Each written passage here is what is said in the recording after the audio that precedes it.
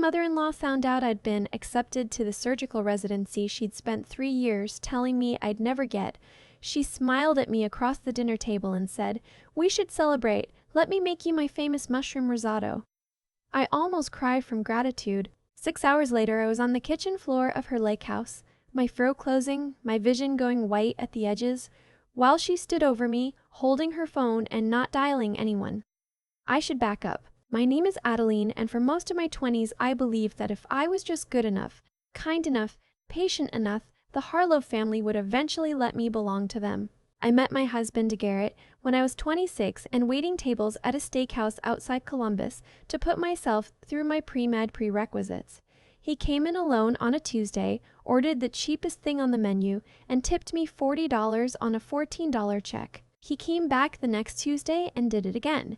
By the 4th Tuesday, I sat down in his booth on my break and asked him why he kept overpaying for a flat sirloin, and he turned the color of the ketchup bottle and admitted he'd been working up the nerve to ask me out for a month.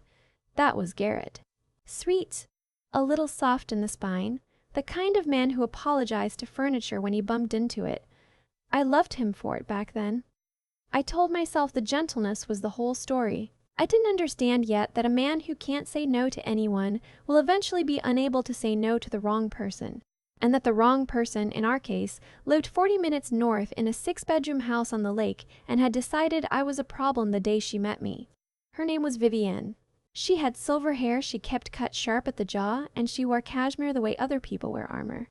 The first thing she ever said to me before hello, before nice to meet you, was, "And what do your parents do?" I told her my dad drove a delivery route for a bread company and my mom cleaned offices at night.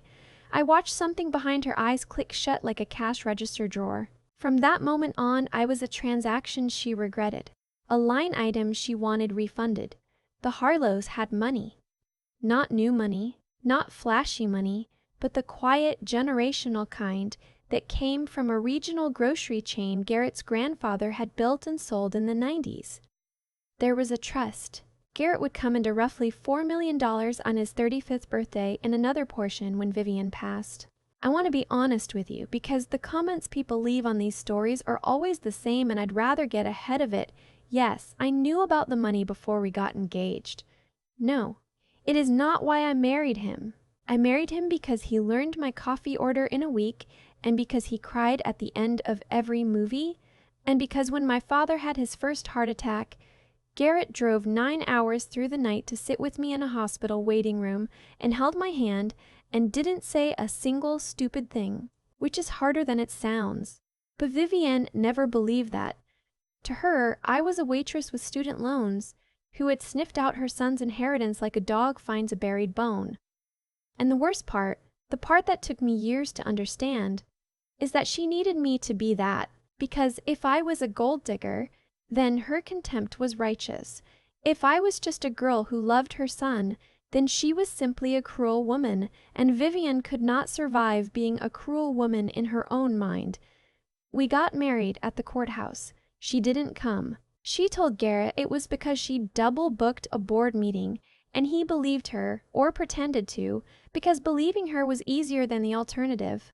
That was the pattern of our whole marriage, really. Garrett choosing the comfortable lie over the painful truth over and over until the lies stacked up into a wall I couldn't see over. Things got worse when I got into medical school. I think Vivienne had assumed I'd stay a waitress, or at best become a nurse she could condescend to at Thanksgiving. But I got into a good program in Cleveland on a partial scholarship, and I clawed my way through it on coffee and 4 hours of sleep, and a stubbornness I inherited from my mother. Every milestone I hit, Vivienne found a way to shrink. When I matched into a competitive surgical residency, she told the family at Easter that the hospital probably had quotas to fill. When I scrubbed in on my first solo appendectomy, she asked Garrett whether I was even allowed to cut people open yet, or just watch. I let it slide. I let all of it slide. Because Garrett would squeeze my knee under the table and whisper, "She doesn't mean it." And I wanted so badly to be the bigger person, the kind of woman who rose above. I have spent a lot of time since then thinking about how rising above is just a polite phrase for letting someone stand on your neck. The night everything changed started, like all of it, with a celebration she didn't want to be having. I'd just learned I'd been selected as chief resident for my final year, which meant I'd basically run the surgical floor. It was the kind of honor that doesn't come with money but comes with everything money can't buy: respect, autonomy, the sense that all those sleepless years had built into something real. Garrett was so proud he posted about it online, which sent Vivienne into a quiet fury, because now her friends of the country club knew his wife was a surgeon and she could no longer pretend I was a phase. So she invited us to the lake house for dinner.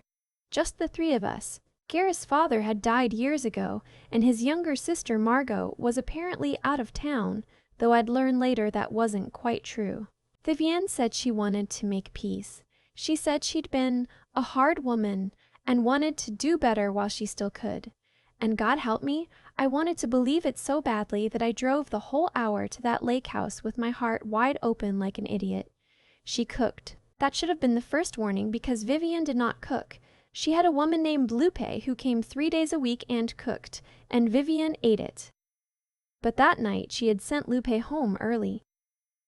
"I want to do this myself," she said, tying an apron over the cashmere, "for Adeline. The risotto was delicious. I want you to know that. Whatever else she was, the woman could follow a recipe when she chose to, and the mushroom risotto she set in front of me was rich and earthy and perfect."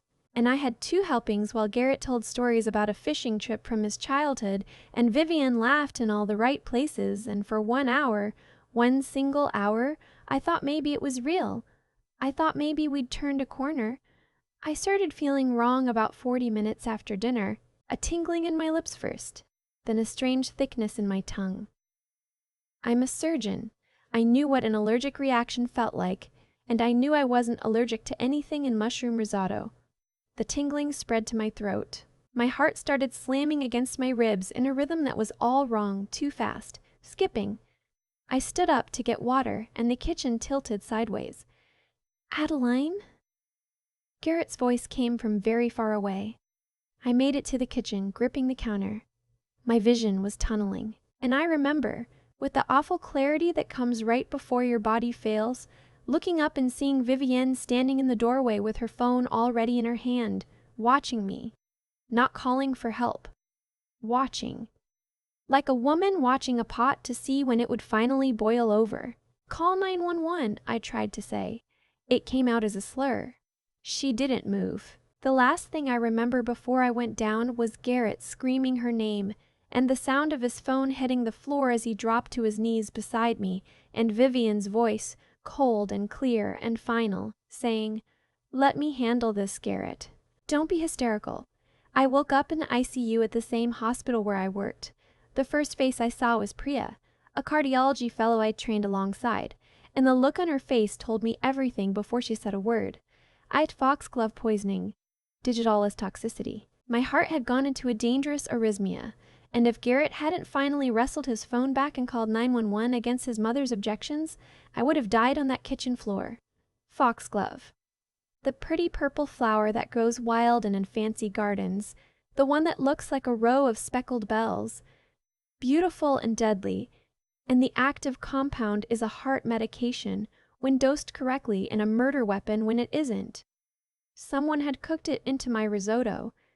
Just mine. Garrett and Vivienne had eaten from the same pot, but mine was the only plate she'd served personally, the only plate she'd carried to the table herself with that warm, terrible smile. I lay in that bed and I did the thing I do best, the thing all those years of training had built into my bones. I didn't panic. I gathered data, because here is what Vivienne didn't know about me. Before I was a surgeon, before medical school, when I was a scared 23-year-old who had just been screamed at by a manager for a mistake she didn't make, I learned to protect myself. I documented everything. It was a survival reflex from a childhood where I was always being blamed for things, and it never went away. And for the 4 years that Vivienne had been chipping away at me, I had been quietly, methodically keeping records, texts, voicemails, the time she'd accidentally told a hospital administrator I had a drinking problem, which I do not have, and which nearly cost me my position before I cleared it up. I had it all in a folder, backed up in 3 places, because some animal part of me had always known this woman would eventually try to end me, even if my conscious mind kept choosing to rise above. The detective who came to interview me was a tired-looking woman named Sergeant Okafor, with kind eyes and zero patience for nonsense. And this is the part where I have to tell you about my husband, and it's the part that still makes my chest ache. Garrett came to the hospital. Of course he did. He sat by my bed and held my hand and cried, and I let him, because in that moment I still loved him, and I was still naive enough to think we were on the same side. But when Sergeant Okafor asked him gently what he'd seen that night, my husband looked at his shoes and said, "I'm sure it was an accident. My mother would never. She must have used the wrong mushrooms. There are wild mushrooms by the lake. It was a mistake." Foxglove is not a mushroom. Garrett knew that. Garrett grew up at that lake house, and his mother kept a garden full of foxglove along the back fence. He'd taken pictures in front of it as a child. But he sat there in front of a detective and a near corpse of a wife and chose, one more time, the comfortable lie. He chose his mother. He had always chosen his mother, and I had spent 4 years pretending not to see it, and lying in that hospital bed with a heart monitor taking out the rhythm she'd tried to stop forever, I finally let myself see it all the way down. I didn't scream at him. I want you to know that. I think people expect the big dramatic confrontation, the throwing of objects, the screaming match. But what actually happens when something breaks all the way is much quieter. I just looked at him for a long moment, and I felt something in my chest go very still and very cold, like a surgeon's hand the second before the first cut. And I said, "Okay, Garrett, okay." He thought I was agreeing with him. He squeezed my hand, relieved. He thought okay meant let's all move on. Let's call it an accident. Let's protect Mom. He had no idea that okay was the sound of a door closing. I gave Sergeant Okafor my folder, not just the records of Vivian's cruelty. I gave her the access she needed, because the other thing my husband didn't know, the thing none of them knew, was that for the last year I had been moonlighting 2 shifts a month at a hospital up in Vivian's county, and I had a colleague there, a hospitalist named Dr. Reyes, who happened to mention over coffee one night that Vivian Harlow had been in his clinic 6 months earlier, asking very specific questions about how the heart responds to certain plant compounds. He'd thought she was a worried hypochondriac. He'd written it off, but he remembered because she'd been so specific and so cold, and he'd told me about it as gossip, never imagining it would matter. It mattered. Combined with the foxglove from her own garden in my blood work, combined with the fact that she'd sent Lupe home and cooked a meal she never cooked, combined with the question Dr. Reyes remembered, the accident story fell apart like wet paper. They found her search history. They found that she'd looked up my life insurance policy, which Garrett had taken out without telling me, naming himself as beneficiary, which meant if I died, the money flowed to her son, and through her son, eventually to her. That was the math of it. That was the whole grubby equation. I had become an obstacle to the family money, not because I wanted it, but because I existed, and because as long as I existed, Garrett had a spine to lean on that wasn't hers, and a future that didn't run through her, and children someday who would call her a controlling old woman instead of a beloved grandmother. She would rather I be dead than free. She would rather her son be a widower she could control than a husband she could not. The trial took 11 months. I won't drag you through all of it because court is boring in a way television never prepares you for, all paperwork and continuances and a judge who clearly wanted to be fishing. But I'll tell you the moment that mattered. Vivian took the stand in her own defense against her lawyer's advice, because Vivian could not imagine a world in which she was not the smartest person in the room. And the prosecutor, a young woman barely older than me, asked her one simple question. She asked, "Mrs. Burrs, Harlow, why did you serve only your daughter-in-law's plate yourself?" And Vivian, who had an answer for everything, who had spent 4 years turning her contempt into clever little daggers, opened her mouth and found that she had nothing.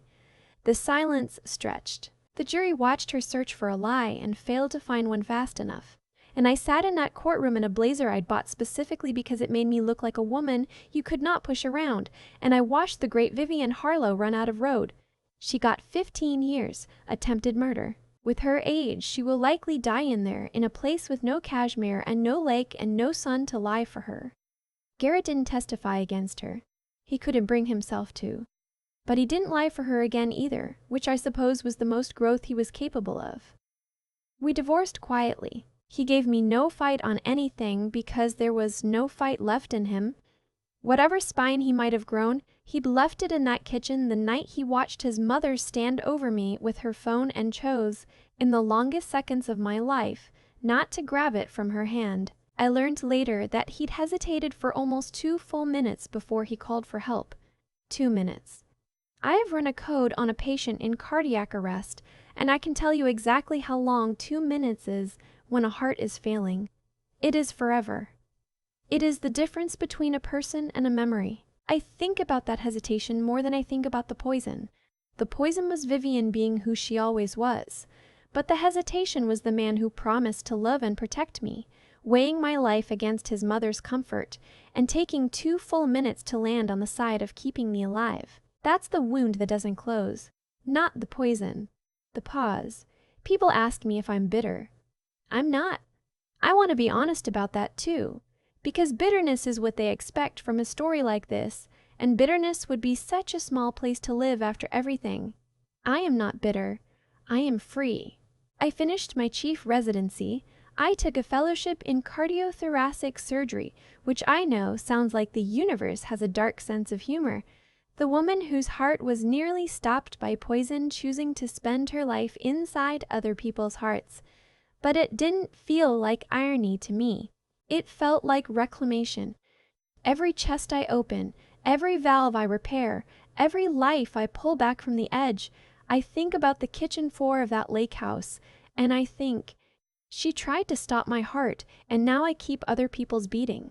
There is no revenge sweeter than building a life so full and so useful that the person who tried to end you becomes a footnote in it. I don't have the trust money. I never wanted it. When the divorce was finalized, my lawyer told me I could probably go after a settlement, given everything, and I told her no. I didn't want a single dollar that flowed from that family. The thought of it made my skin crawl. I wanted to walk away with exactly what I came in with, which was my own 2 hands and a stubbornness inherited from a woman who cleaned offices at night so her daughter could become a doctor. My mother, by the way, sat in the front row of that courtroom every single day of the trial. She drove 4 hours each way. She never missed one. When the verdict came down, she didn't gloat. She just reached over and squeezed my hand the way Garrett had in that waiting room all those years ago. And I understood, finally, the difference between love that shows up and love that merely says the right words. I bought a small house last spring. Nothing like the lake house, just a brick bungalow with good light and a yard big enough for the dog I adopted, a 3-legged shepherd mix named Bishop who is afraid of thunder and convinced he is a lap dog despite weighing 70 pounds. I planted a garden, and I want to tell you what I planted along the back fence, because it's the kind of detail that matters. I planted vegetables, tomatoes and peppers and herbs I actually cook with, things that feed people, not a single flower that could hurt anyone. I dug Vivienne's whole philosophy out of my life by the root, and I planted nourishment in its place. There's a man now. I won't say too much, because he's still new and I'm protective of the good things in a way I never used to be. His name is Theo, and he teaches high school chemistry, and he is the opposite of soft in the spine. He is kind because he chooses to be, not because he's afraid not to be. The first time I told him this story, the whole thing, the foxglove and the 2-minute pause and the silence in the courtroom, he didn't say, she didn't mean it. He didn't say, but she's still your husband's mother. He got very quiet, and then he got very angry on my behalf, the clean, protective anger of a person who loves you. And then he asked if he could hold my hand, and he did, and he didn't say a single stupid thing, which, as I told you at the very beginning, is harder than it sounds. I am 33 years old. I have a job that matters, and a dog that snores, and a man who gets angry for me instead of at me, and a mother who drove 8 hours round trip to watch a jury believe me. I almost died on a stranger's kitchen floor for the crime of being loved by a man his mother wanted to keep small. And I am here to tell you that the people who are supposed to protect you are not automatically the people who will. Sometimes the ones who share your blood or your name or your bed are the very ones holding the phone, watching you go down, deciding how long they can wait. If there is anyone out there listening to this who has been slowly convinced that the cruelty in your home is your own fault, that if you were just a little kinder or quieter or smaller, it would stop, I need you to hear me. It will not stop. People who treat you like an obstacle do not transform into people who treat you like a person. They only escalate. The kindest thing I ever did for myself was stop trying to earn the love of people who had already decided I didn't deserve it, and start spending that energy on people who decided I did. She tried to stop my heart. She failed. And not just because the doctors got there in time, but because a heart isn't only the muscle. Mine is full now, in all the ways that matter, and there isn't a poison on earth that can reach the parts of me that finally feel safe. If you've ever had to walk away from family to save your own life, I'd love to hear your story in the comments.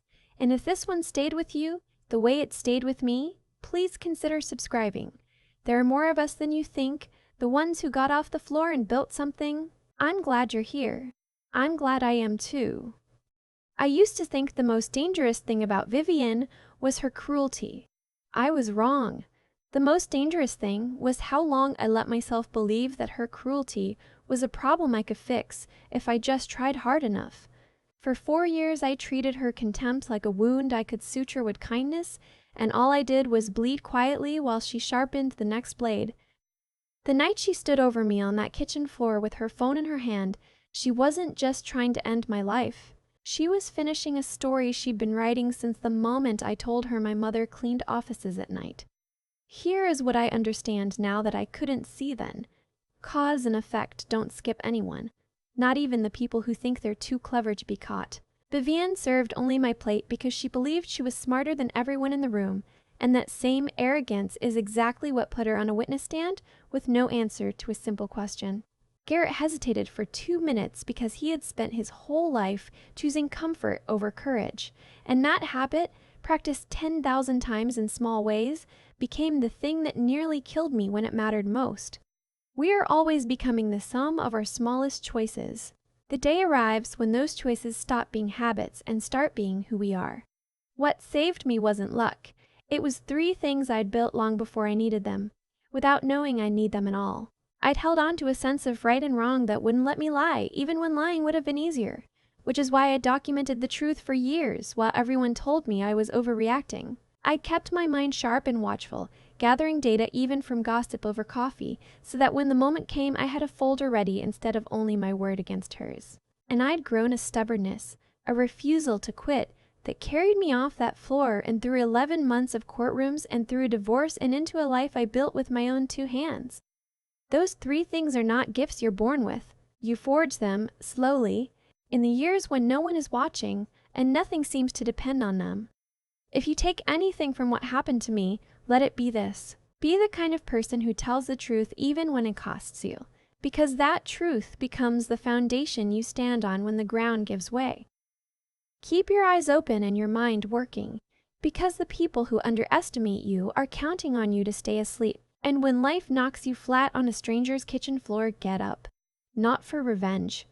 Get up because the parts of you they could never touch are still yours, and a life built honestly, intelligently, and stubbornly is the one thing no poison can reach.